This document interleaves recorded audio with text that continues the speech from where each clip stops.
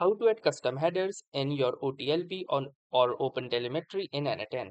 So hey guys, welcome to this tutorial. In this quick and short tutorial, I'm going to guide you how you can easily add customized header or custom headers to your OpenTelemetry in n8n.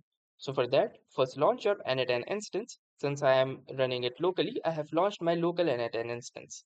The next thing that I'm going to do is simply click onto settings, and from here click on OpenTelemetry. Now within OpenTelemetry, you can see this third option, that is custom headers. It will be sent with every OTLP export, and it can also be used for bearer tokens or tenant IDs.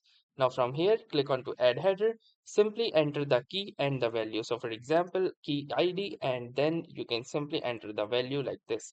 If you wish to add more headers, you can simply add more of them just like this, and then click onto the save option, and your key value pairs of the custom headers will be successfully saved. So that was all for this tutorial.